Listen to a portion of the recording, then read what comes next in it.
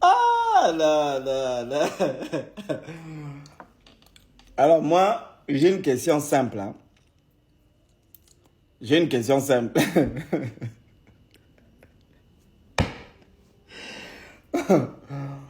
On nous a dit que la daronne là, la vieille là, c'est elle qui a mis Dieu au monde.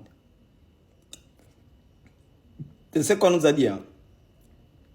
Et on nous a dit que le frangin qui est derrière la daronne là, c'est lui le Dieu tout-puissant, créateur des cieux et de la terre. Donc, Jésus. Mais moi, j'ai une question. À l'époque, à Jérusalem, il n'y avait pas de biberons. Il n'y avait pas la mousseline. Il n'y avait pas France lait, tout ce que les nyama boivent aujourd'hui là. À l'époque, quand le petit nyama vient au monde, il devait téter les seins de sa mère, boire le lait maternel. Si Jésus est Dieu, hein, si Jésus est Dieu, et que Marie a mis au monde Dieu, donc Dieu est passé par... Non, attendez, j'ai du mal, hein, j'ai du mal à ça. Donc Dieu, il est passé par l'Odiboutou de la vieille Marie. Dieu lui-même, il est passé. Sa tête est sortie en premier, l'Odiboutou de la vieille Marie.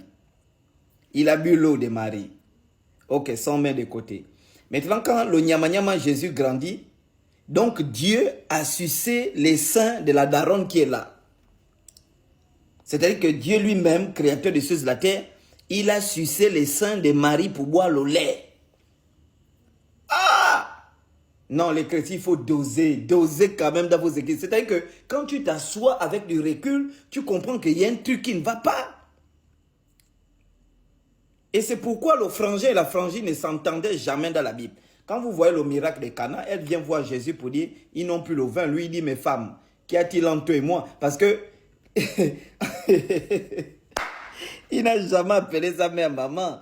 Il a tété les nichons de la vieille, les nichons de Marie. Et à Jérusalem, il y avait des problèmes d'eau, c'est le désert. Donc imaginez les odeurs de ces femmes-là à l'époque. Le gars a frappé les nichons. Une autre chose qui est très grave, Matthieu 4, à partir du verset 48, on nous dit, Satan va transporter le frangin qui est là, c'est-à-dire Dieu. Satan le transporte sur une haute montagne et lui montre tous les royaumes.